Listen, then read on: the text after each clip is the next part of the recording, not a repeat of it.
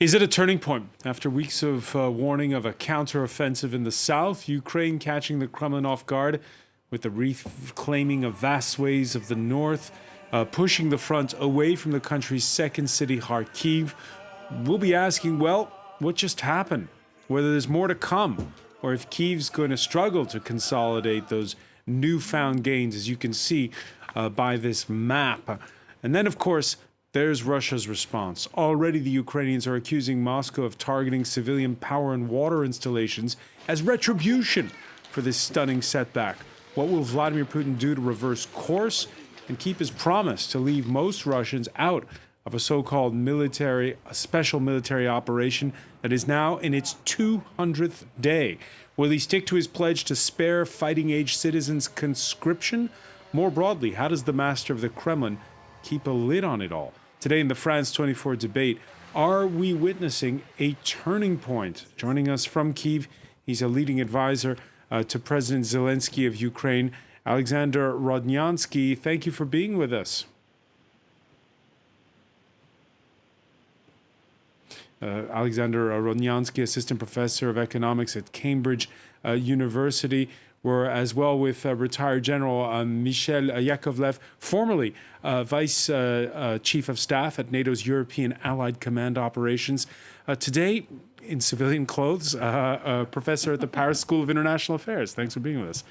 He's just back from Ukraine. France 24 senior correspondent James Andre. In particular, you've been watching the crisis unfolding on the front line where there's Europe's biggest nuclear power plant. More on that, perhaps, a little bit later. And we'll be joined in a moment by Oleg Kobzev, associate professor at the American University of Paris, the France 24 debate, where you can join the conversation on Facebook and Twitter, hashtag F24debate. Yet the swing in momentum is palpable, with Ukraine now claiming that its forces have moved within 50 kilometers of the Russian border northeast of Kharkiv. And at the same time, Ukrainians struggling to restore power after those attacks on infrastructure installation overnight, attacks that have been categorized by the locals as retribution for this stunning shift in momentum. Shanine McCausland has more. Fires engulfed a thermal power plant in Kharkiv after Russian strikes in the northeastern city on Sunday. The attacks reportedly left 9 million residents without power and water in northeastern and central Ukraine. President Volodymyr Zelensky says Russian forces had only targeted civilian infrastructure. A missile struck an infrastructure site, damaging important machines. 2 people were in the building. We found one who was killed, and we're trying to find the second.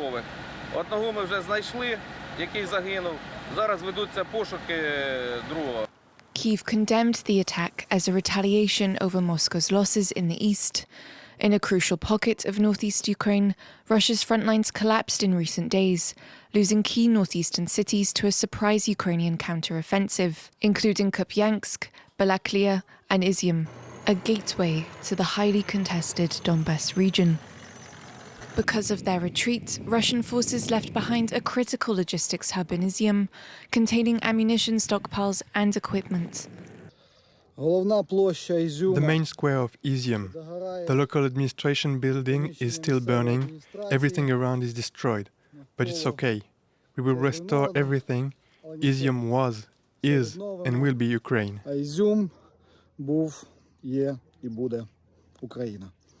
As the Ukrainian military claims to have retaken 3,000 square kilometers of land, the Russian Defense Ministry is framing their retreat as part of their strategy meant to reinforce its position in the eastern Donbas region.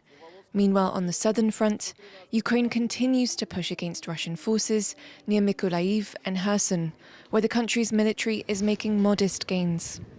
Okay, as promised, we have Oleg Kobzev of the American University of Paris. Thanks for being with us. I want to thank welcome as well from Vilnius, formerly Moscow-based political science, Alexandra Filipenko. Thank you for being with us here in the France 24 debate. I want to begin with you, General Yakovlev, just to talk about what's the surprise for many. For weeks, they'd been, we're going to attack Kherson, that's in the south of the country, we're going to attack Kherson, and then the bulk of the operation happens in the northeast. Were you surprised? Well, to be honest, I didn't have any knowledge of the plan. So yes, I was surprised. Now, I'm not surprised by the fact that the Ukrainians are demonstrating a high level of in the art of war, and they've been very playful. They played a great deception plan. I have a suspicion they'll go on playing the northern card for as long as it achieves good returns, and when it will stiffen, they'll attack, put more pressure elsewhere. What I have not been surprised about is the crumbling of the Russian army. For months, I've been saying that this is a demoralized army that has long culminated, that does not want to fight this war, and when it will get under serious pressure, it will crumble. So in that respect, no, I'm not surprised. Not surprised, and there was those attacks, and Ukraine accuses the Russians of deliberately targeting civilian infrastructure with power going out overnight, water going out overnight in Kharkiv. Is that what the Ukrainians should expect? Well, they'll expect more of the same. It's not the first time that the Russians have targeted civilian infrastructure in complete disregard of, the rules of law and basic humanity, by the way. But it also shows that Putin is short of options, because everything that he's doing now, he has done already. So he may spring us another Kinjal or another, marvelous tool, and we'll say, we've been there already. There's nothing more he has. And his concern now is survival, his own survival. His own survival. I want Yes. to get back to that point. But first, let's talk about this moment. Ukrainian forces, they've been tweeting photos and videos from what appears to be the center of Izium, the Donbass city, an important command and supply hub for Russia's northern front. And the French news agency AFP is there. What they found is a lot of desolation. Yeah, an estimated 80% of buildings are damaged. However, morale very high among residents. Yesterday morning there were Russians, this morning Ukrainians. It's not enough to say I'm happy. I just don't have the words to express myself.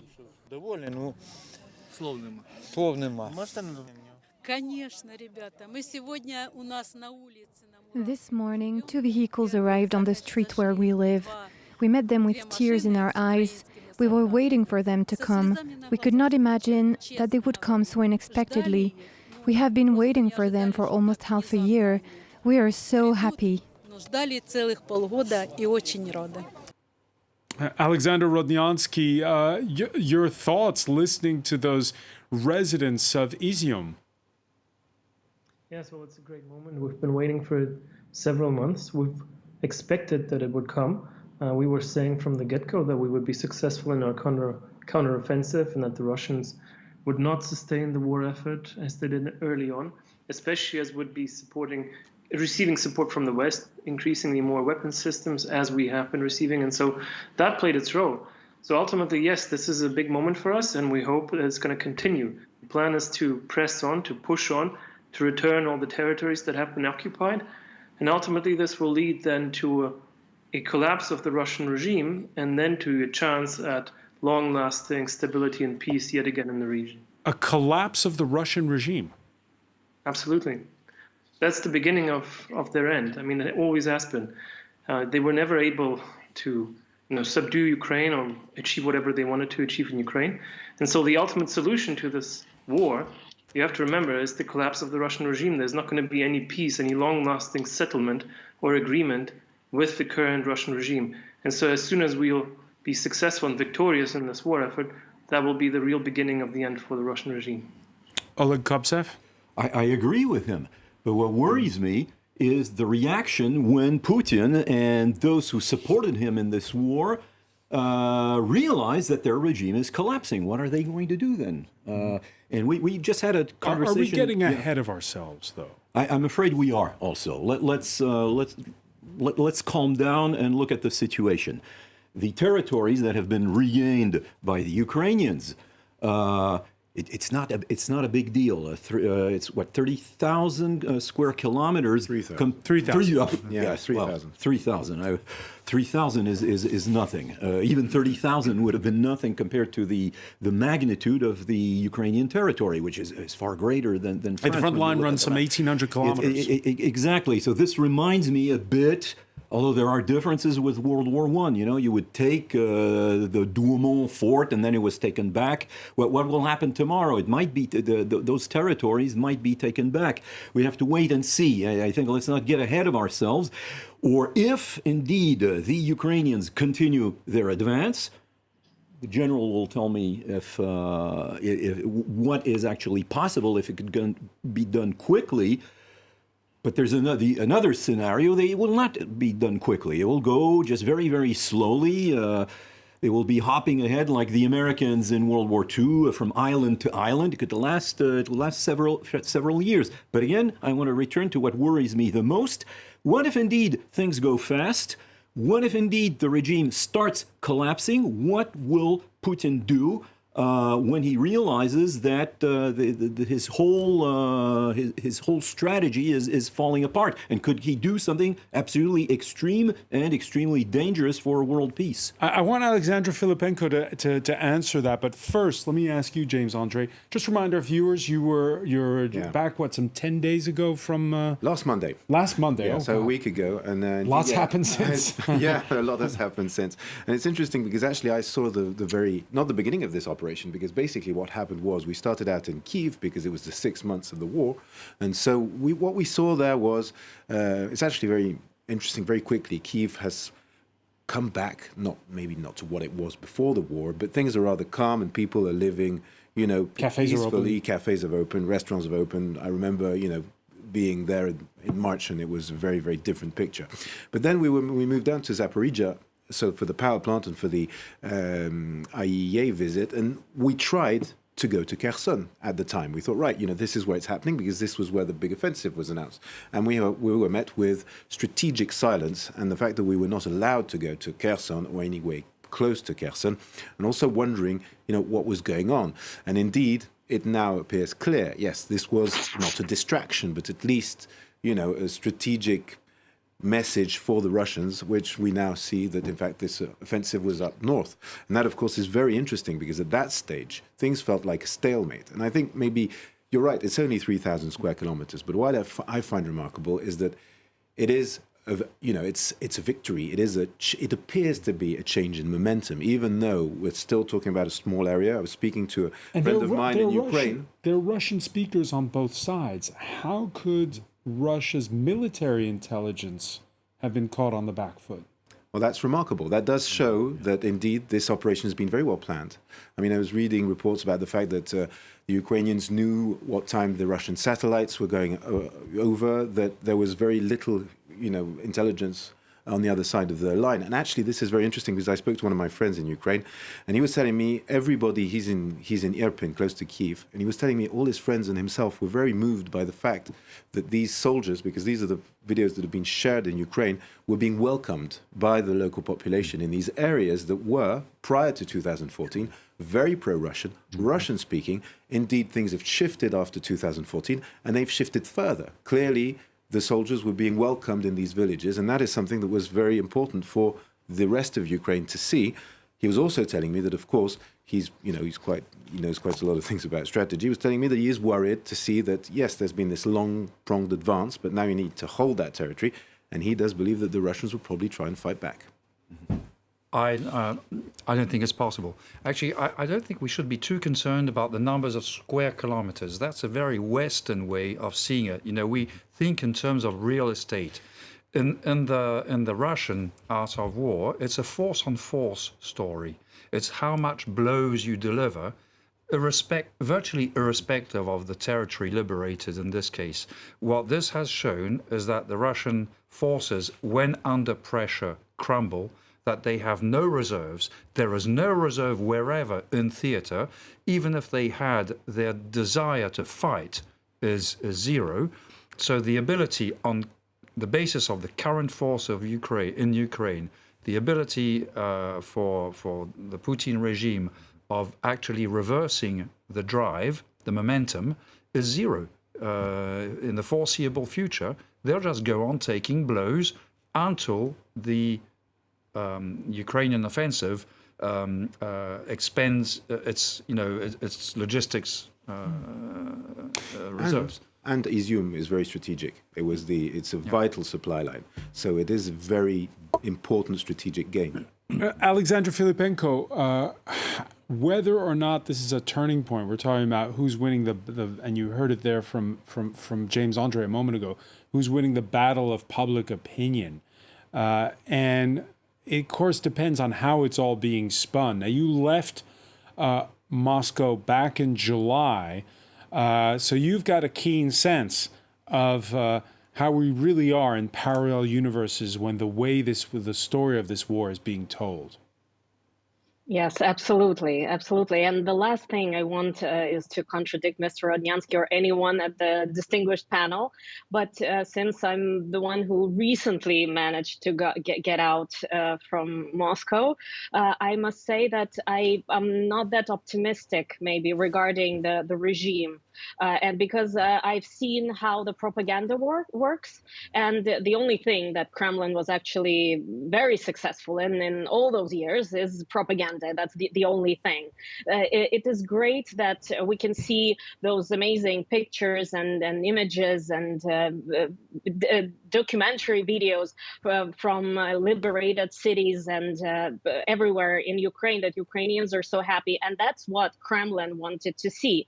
That's what Kremlin was expecting when invading Ukraine. But I want to make just 2 points regarding the regime. It's first of all, we all remember that it's a nuclear power.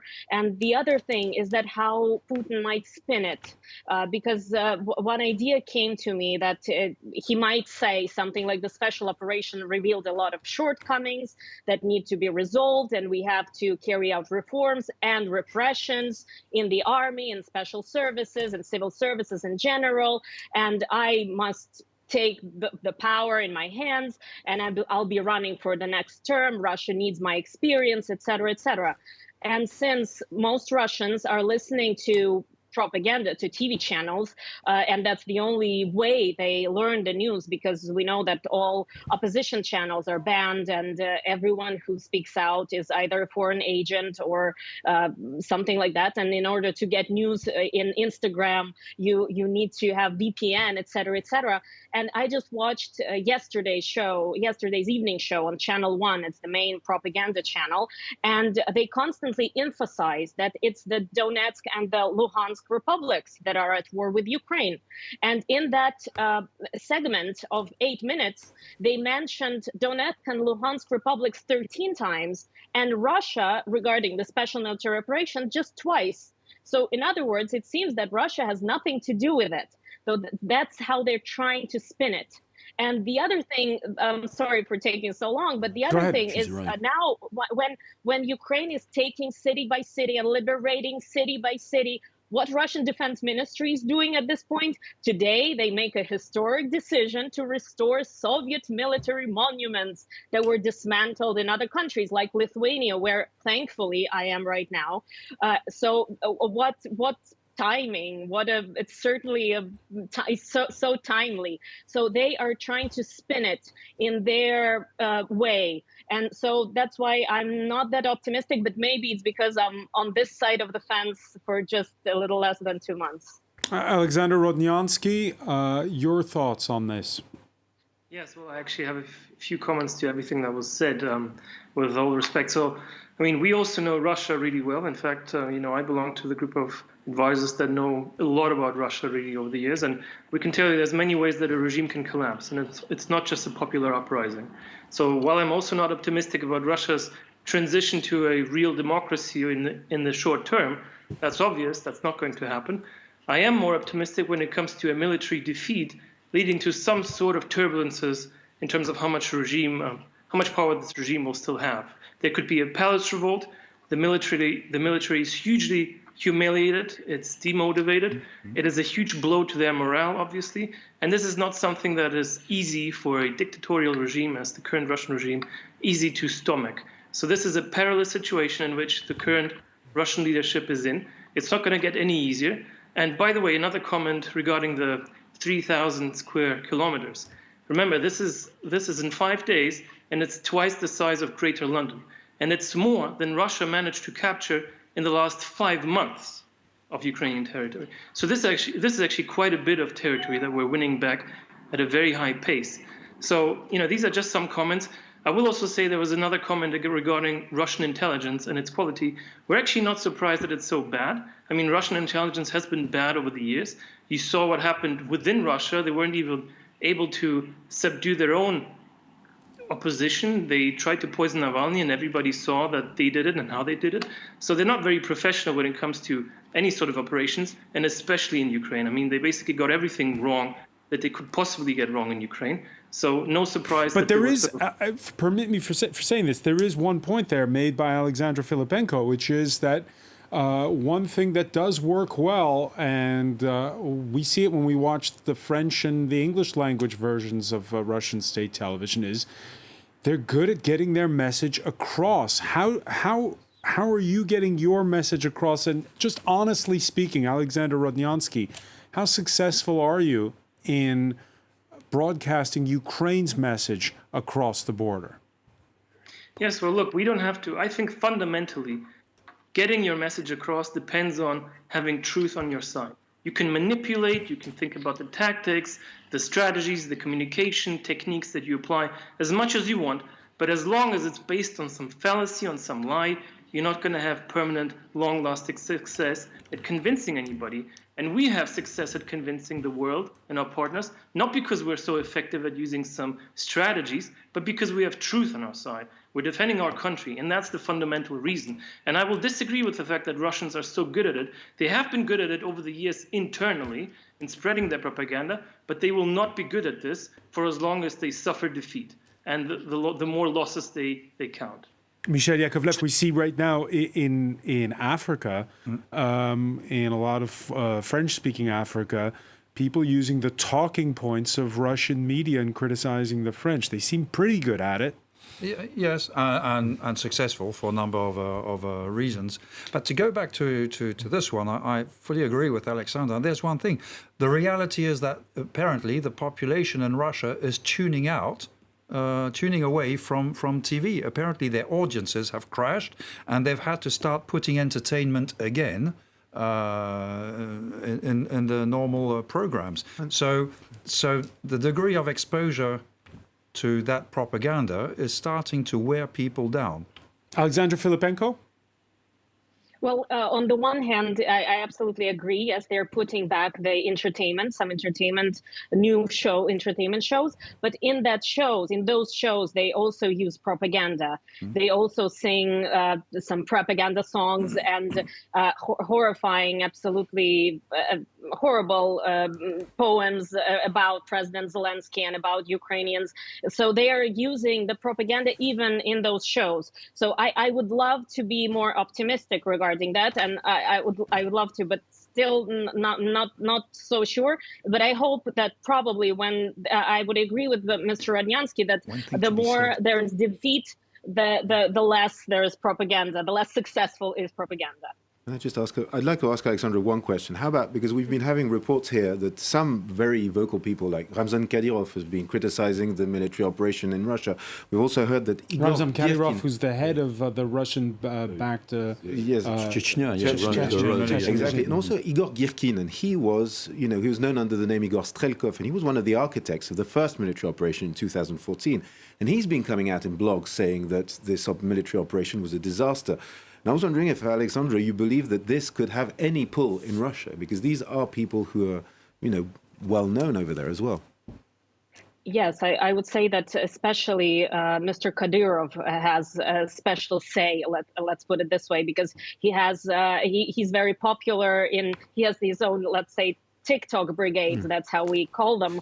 That's his fighters, his infantrymen that have been traveling around and filming some videos, some propaganda videos. So they are quite popular in Russian Z channels, YouTube and Telegram and TikTok. So especially Mr. Kadyrov's words might have some weight. But again, we all know that Kadyrov is always firmly behind Putin, and he always supports Kremlin. And maybe this is the way to get closer to the Kremlin, because he recently said that it's time for him to leave Chechnya. It's time for him to stop being the head of Chechnya, and he needs to step down. So maybe he just does it to get closer to Moscow, if he still believes that Russia will stand.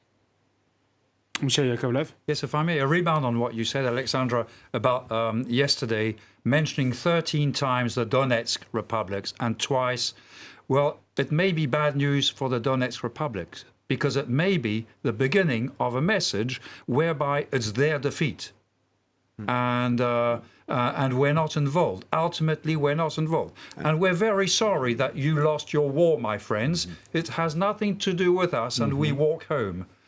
This may be, you know, I suggest we go on seeing the evolution of that. And maybe the beginning. That's said that the situation is very dire in the Donetsk. And we're talking about parallel universes as the world wondered about Russia's biggest battlefield setback since April, when it had to pull out of areas north of the capital. Moscow this weekend was throwing a party. The city celebrating its 850th birthday, and for a smiling Russian president, it all sounded like business as usual. Moscow is rightfully considered one of the most beautiful and comfortable megacities in the world. And every year, it confirms its competitiveness at a global level, including in attracting talented and energetic people, with an increasing pace of economic, infrastructural and social changes. So Alexander Rodnyansky, on the one hand, you could say it sounds a little diluted. On the other hand, you can also say Russia's a big place. It's got oil and gas. It can weather the storm. Yeah, I mean, no, that's not going to do it. I mean, it's obviously delusional. It's obviously Russian propaganda. It's obviously an attempt to distract from what's happening, to deflect from the defeats.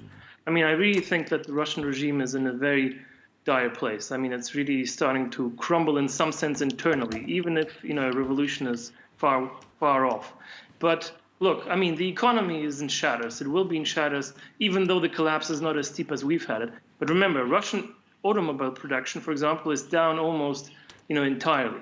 There's basically no production whatsoever in the automotive industry. And this is going to get worse because all the intermediate imported inputs that Russia used to source from abroad, that it was heavily dependent on for any type of technologies they produced, especially in the military segment, they're not going to get anymore, and they're not going to be able to, you know, substitute away from those easily. So the long-run economic prospects of Russia are very bad. They're dire, and this is going to drag on, and it's going to be increasingly more difficult for the regime to explain why living standards are on a downward trend without any success stories. And since the beginning of the war, we've been wondering this question, Oleg Kobzev, which is outside of the liberals that live in Moscow and St. Petersburg. People are used to things breaking down and an existence that's difficult at times. That's true, and that's why I'm in the more pessimistic camp with Mrs. Filipenko. There's a big difference between Soviet propaganda that we seem to think that today it's still the good old Soviet propaganda with brainwashing. But the big difference with today is that in the old days, like Alexander Solzhenitsyn used to say, they are lying. We know that we know that they are lying. They know that we know that they are lying. But today, the difference is that people are lying to themselves. It's How so? Because they have good reasons for it, to think that they have been punished for actually liberating themselves from communism. And I'm sorry to say this next to a NATO general, but NATO has been very much responsible in just pushing and pushing and pushing as far as possible its limits into Eastern Europe. That has created a nation of people who are paranoid and absolutely willing themselves to listen to Putin. Putin is the result of a lot of Russian paranoia, due to also to the fact that, unfortunately, the model of democracy that came after the totalitarian regime was a complete chaos for 10 years until Putin came as a sheriff. That's the problem. There's still 50% of people who were voting for Putin before the elections were completely rigged, as they are now. And he's still a popular guy, Alexander. Yes, and that's what worries me. He's still a popular guy. Yes, he's still very popular, and that's again going back to propaganda. I really cannot understand how it's done, and probably someone should learn from this example, not to repeat it, of course. But still, he has popularity. Although there are more and more people who are trying to, as it's already been said, to not to take that much information into, and they don't want to know what's going on, but they do believe that it's a special military operation somewhere, and President Putin is in charge, and he will take care of it. And if it needs be, we will somehow get through this, and maybe some reforms or even, again, repressions might be needed, but still there is trust in Putin. All right, and I'm haunted by something you said earlier in the conversation, Alexandra. You talked about you talked about the fact that, Russia is a nuclear state, and the head of the UN's nuclear energy watchdog this Monday claims that despite it all, despite this position where there doesn't seem to be any whiff of a chance of compromise at this point, Russia and Ukraine are both interested in a protection zone around Zaporizhzhia. Rafael Grossi of the IAEA speaking after a weekend phone call between Vladimir Putin and his French counterpart, Emmanuel Macron, a phone call that, according to the respective transcripts, included clear tensions over the continued fighting around Europe's biggest nuclear power plant. According to the Kremlin's version of the call, Putin drew attention to the regular Ukrainian attacks on Zaporizhzhia, including a radioactive waste storage facility, which is fraught with catastrophic consequences. That's the accusation. These were the accusations you saw when you were reporting at Zaporizhzhia, James, Andre. Yeah, it was very, very complicated to understand what's going on exactly at Zaporizhzhia, simply because the Russians have been controlling it since March. That indeed there is reports, because you can't access on either side. I mean, when we were there, they closed down Nikopol, which is the city which is just on the other side of the Dnieper River. So we tried to access Nikopol, but we were stopped by the army, who simply said the perimeter was closed, and then it remained closed until the end of the IAEA visit.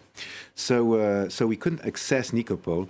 But yes, obviously what's been happening is that there's been artillery fired from one side to the Dnieper River to the other, in both directions, with the Ukrainians accusing the Russians of using the power plant as a shield so that there couldn't be any retaliation. Some people also talking to us about combat helicopters being used by the Russians, firing on Nikopol in that area, and indeed making it very difficult to retaliate without hitting the power plant, and the Russians accusing the Ukrainians of firing at the power plant. But very, very difficult to understand exactly what was going on when we were there.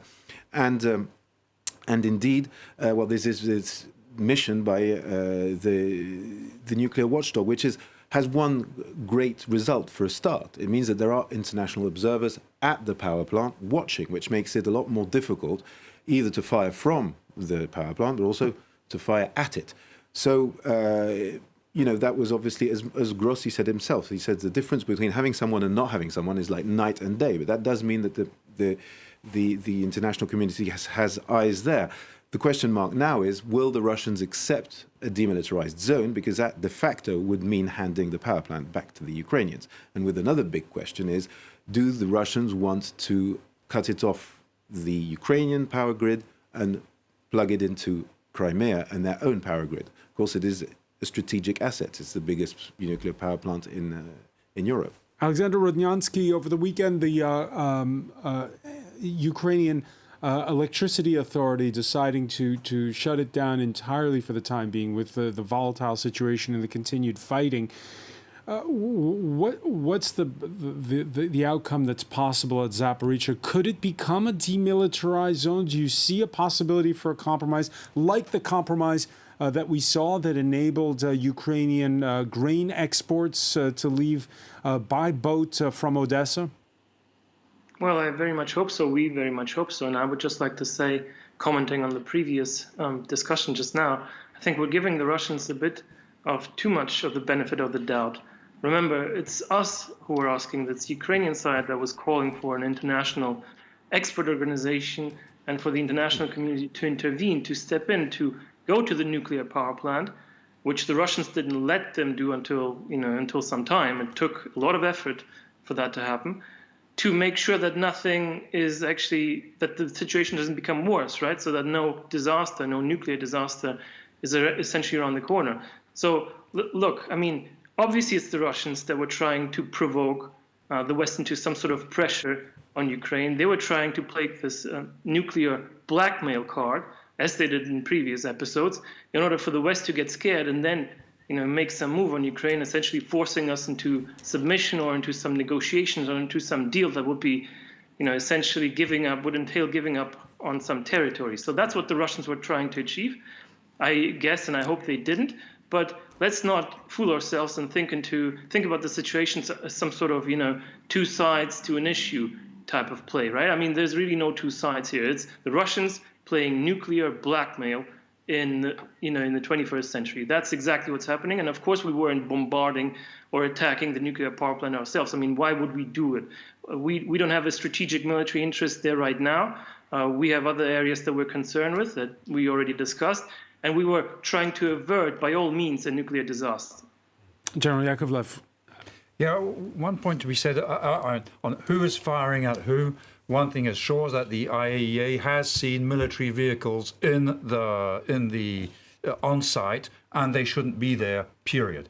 Second thing to be said is that Russia, as the occupying power, is ultimately responsible in international law for what happens there. So they can say what they want. Ultimately, it's their own fault. Now, that said, when you mention demilitarization, I don't see why it would imply immediately reoccupation by the Ukrainians. The deal normally is, you do, I don't know, 20-kilometer radius around, and both sides pledge zero military presence and activity in that. Now, ideally under some international supervision, which is another issue, but of itself, having the Russians agree to demilitarizing does not necessarily mean not occupying. It means occupying without weapons, basically. Not the same story. Right. And it's on the other side of a large river, by the way. Is it more? You heard James Andre mention the fact that you now have that permanent UN presence. Is it just as dangerous as it was before? Well, I hope not, but to the degree that these two personnel are actually in contact with the outside world.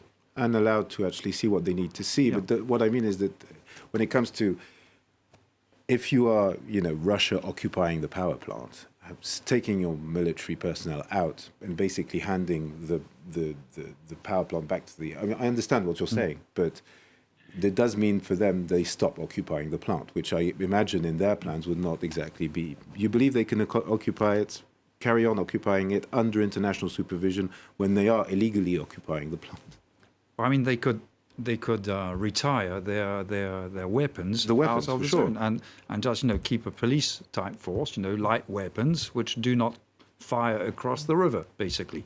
Yeah, that's demilitarization enough.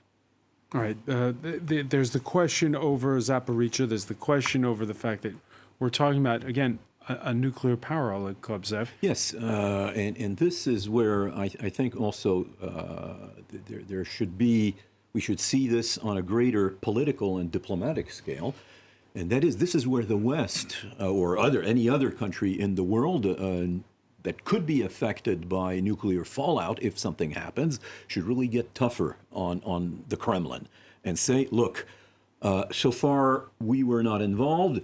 Call us weak if you want to, but here just for our own survival we will have to get tough. We cannot, for our own survival, run the risk of whoever is involved, you'll say that it's the Ukrainians' fault, it doesn't matter. You're there, you started this, you're responsible for this. And we will Who are have you to referring act. to specifically? Well, which countries? I would say, NATO countries, definitely. United States, France, all of the European countries, the European Union. They should get together and really send a very strong message, unless it's done already confidentially, I don't know. But if it's not, they should really send a message to Moscow saying, you are threatening us now. It's not so far.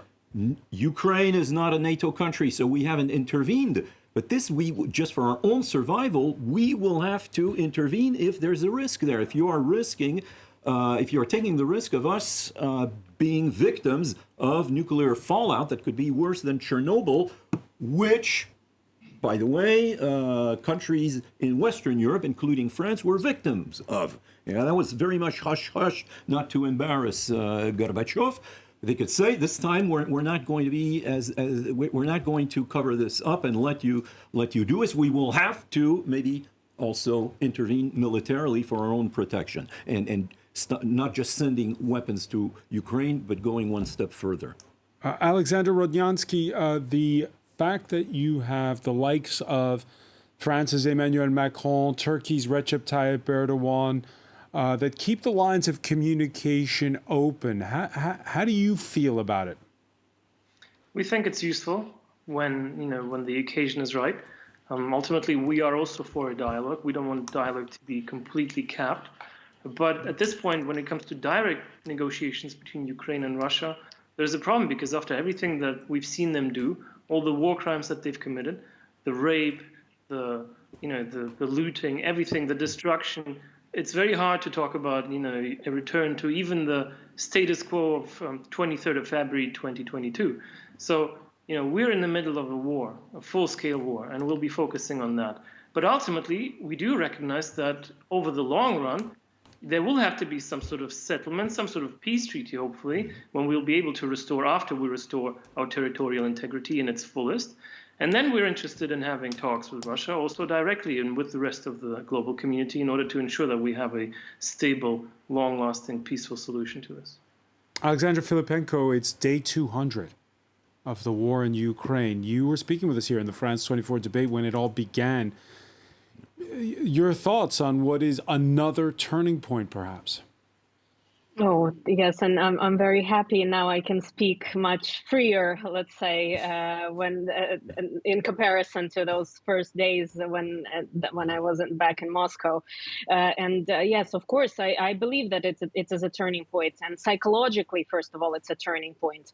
And the fact that Z channels, again, those propaganda channels, they were so silent for the whole day when Ukraine was taking city by city, means that they really didn't expect this, and they didn't know what to say, and they didn't receive the information from the Kremlin. How must they react? So this really means that they were struck, and this definitely means a turning point. So that is why I believe that even for Russians, although, again, I'm sorry for being pessimistic, but Russians really do not receive a lot of information, and they mostly receive information from propaganda. But still, even for those Russians, they still get the sense, and they get what is going on. And again, since Russian Defense Ministry decided to talk about monuments and restoring monuments, that also sends a signal. They didn't know what to say. They couldn't say anything while Ukraine was taking city by city. So this psychologically, I think, is a turning point.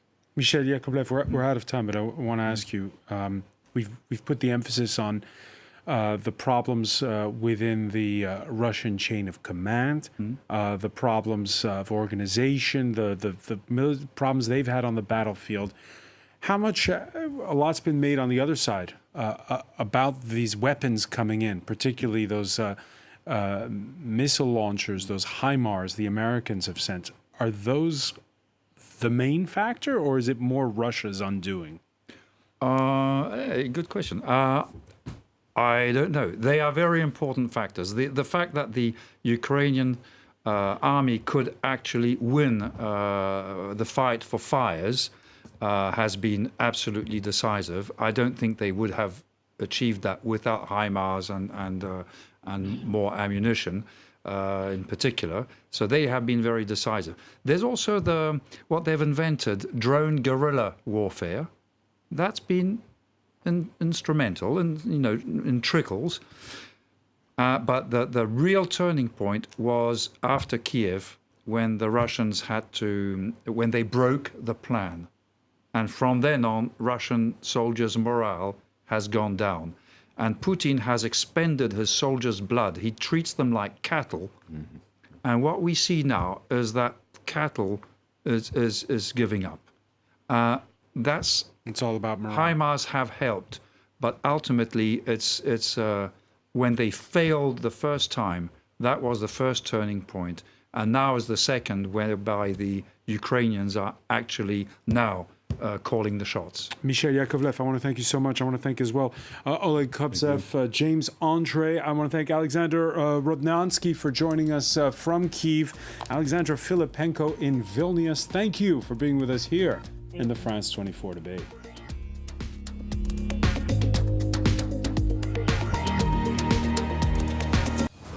They observe. They contact us. They report, film, photograph. They are the voice of the voiceless. Your eyes in the far-flung reaches of the world. The Observers, a network of 5,000 committed citizens working with France 24. One of our observers in Côte d'Ivoire, Gaspard. Amateur footage and testimonials checked by our journalists and broadcast weekly. On The Observers, on France 24 and observers.france24.com.